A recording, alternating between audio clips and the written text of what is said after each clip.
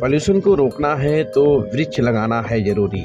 महानगर पालिका के आयुक्त अजय वैद ने दिया शहरवासियों को संदेश। दरअसल तस्वीर भिवंडी निजामपुर शहर महानगर पालिका के हद फेने गांव की है, जहां पर प्रशासकीय तथा आयुक्त अजय वैद जी की उपस्थिति में कैश फाउंडेशन ने 3000 वृक्ष लगाया और इस वृक्ष रोपण के कार्यक्रम के उद्घाटन के लिए भिवंडी निजामपुर शहर महानगर पालिका के आयुक्त की उपस्थिति देखने को मिली। बता दें कि भिवंडी शहर में बढ़ते पोल्यूशन और धूल मिट्टी को रोकने के लिए वृक्ष लगाना जरूरी हो चुका है। इस तरह का संदेश देते हुए महानगर पालिका के आयुक्त ने जनता से अपील की।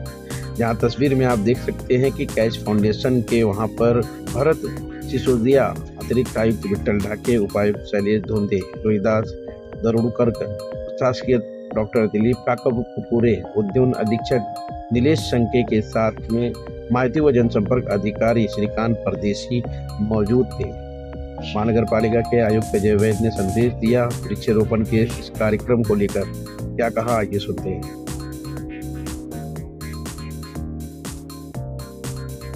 बरोबर, हा ॲक्च्युली चौथा प्रकल्प आहे। आतापर्यंत आपण 3 प्रकल्प पूर्ण केलेत आणि आता चौथा प्रकल्प आहे।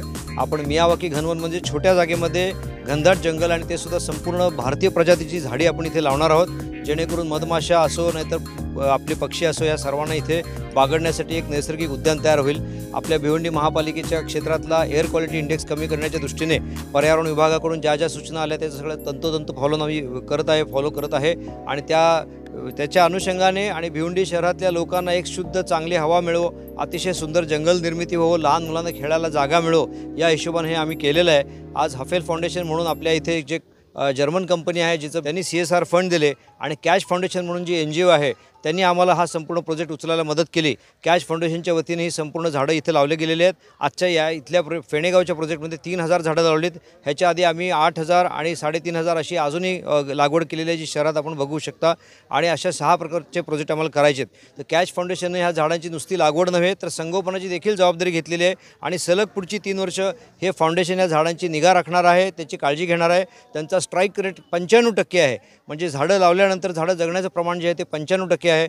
अशा कॅश फाउंडेशनच्या माध्यमातून आम्ही अजूनही काही मियावाकी घनवन प्रकल्प, त्याचप्रमाणे महाराष्ट्र शासनाचं जे स्वप्न होतं, माननीय माजी मुख्यमंत्री एकनाथ शिंदे साहेबांनी आपल्याला आदेश दिले होते की बांबूचं वन आपल्याला जास्तीत जास्त लावता आलं पाहिजे। तर पुढचा आमचा जो प्रोजेक्ट टार्गेट आहे ते बांबूचं वन आहे।